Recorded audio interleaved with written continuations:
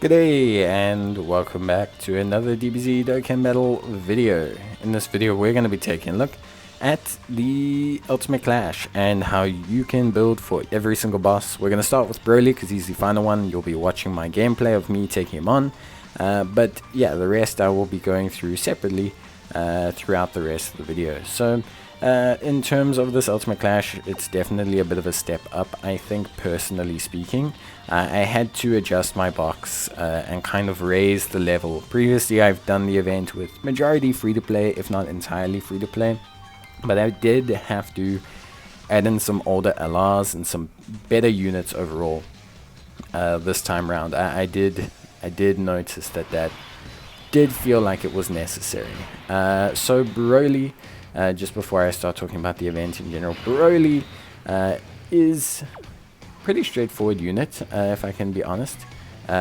He launches a group AoE attack. It hits pretty hard. It is not something that's easy to deal with. It does hit relatively hard. It is very similar to like Cell Max kind of attack. So if you're not used to doing that event, it can hurt you. Broly can be sealed. It's very crucial. He can't be stunned, and he actually raises his attack when he launches a super attack, and he raises his defense. So sealing him is incredibly important, because if you don't seal him, he just gets harder. He just gets harder and harder and harder and harder and harder. So it is important to seal Broly. It's like the major mechanic here. I will say, overall, a lot of the bosses in this Ultimate Clash, I feel like doing the mechanics was far more important than it was previously, because of the fact that they seem to just be harder. A lot of them were slightly simplified as well, but they are just harder. Like, I take units that previously would have maybe taken 15k damage when getting hit by a boss, and now they take 25k or 30k damage when getting hit by a boss. So it is a little bit harder. I think they've elevated it slightly. But with that being said as well, obviously that's just how it is. And then this will kind of sit like this for a couple months while we get stronger units. So this does tend to happen the first time an Ultimate Clash is revamped. It does tend to get a little bit harder. In terms of my team build, my main sealers that I'm using are Master Roshi. It's important if you're using Master Roshi that you get his 18 key. It's highly, highly, highly important. So make sure that you do that. And then also, obviously, alongside that, we're also using the Great Saiyaman 1 and 2 as a sealer. So that's all good stuff. I think overall pretty easy-ish units to obtain for sealing. The rest is just going to be your strongest physical units, if I can be honest. So yeah, I went for the super physical as well, mainly just because of the sealing options. Nothing else sticks out too much as to a reason why to choose them over extreme physical. Their ability to seal is probably the most important ability that I'm utilizing here.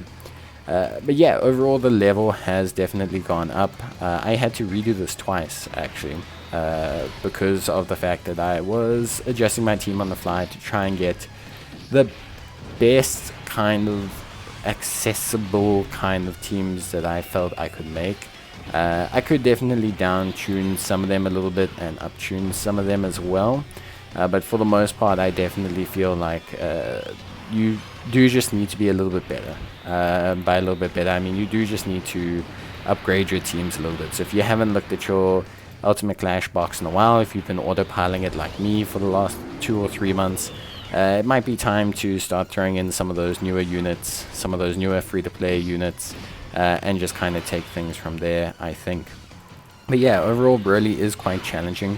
Obviously preventing him from supering does solve a lot of your problems, but the AoE damage means that taking units that do on super damage or gain on super defense and on super damage is maybe not the best bet.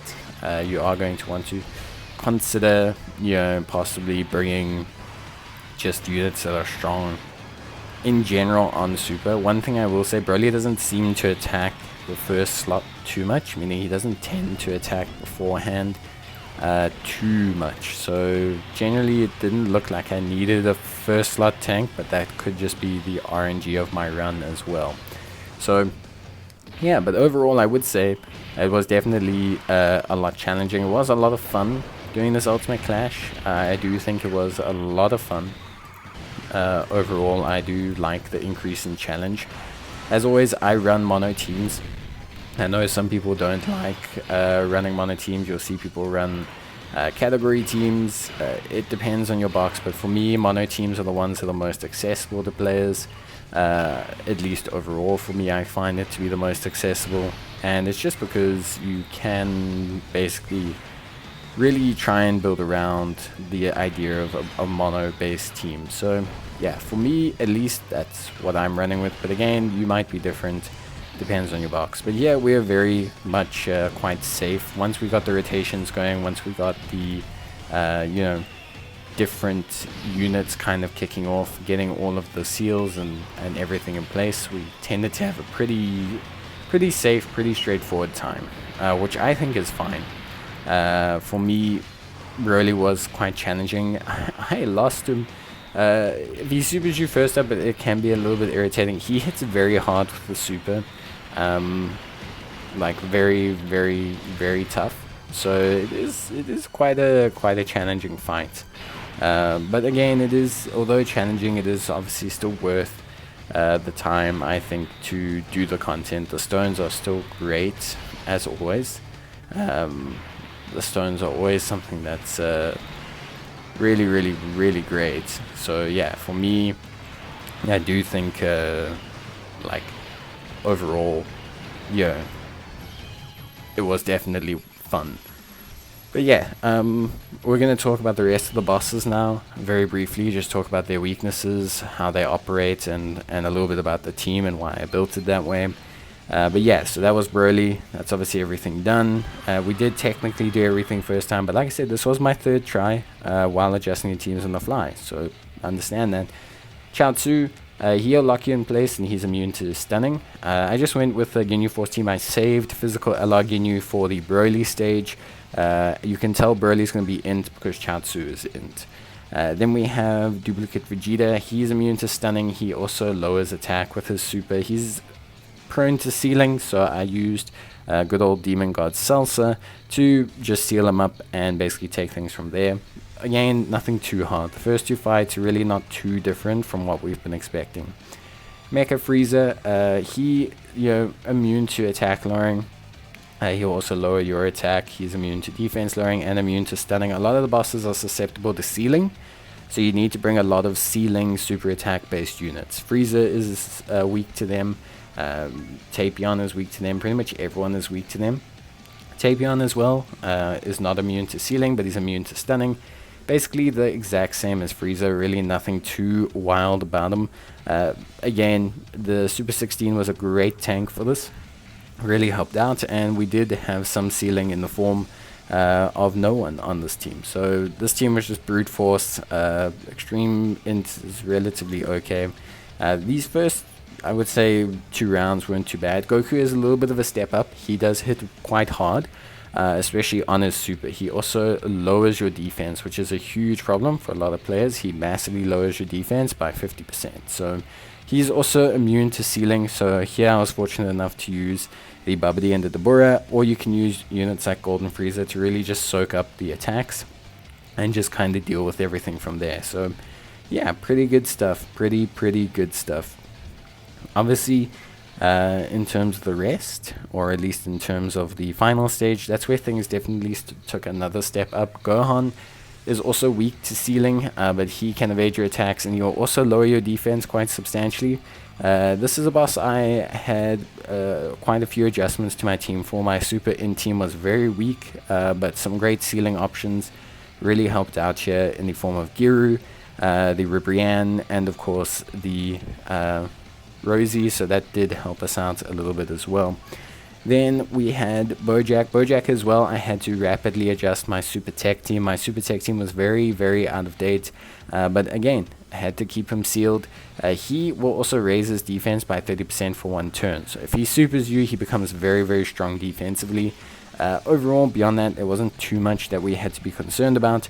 Healing will help here. Be careful, units like Master Roshi and Tien, who previously were more than fine, will still take like 50k on a normal from this guy.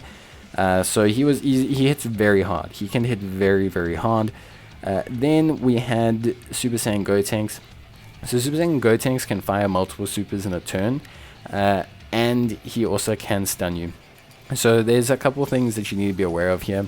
He is weak to attack lowering and defense lowering, so that does help you out a little bit.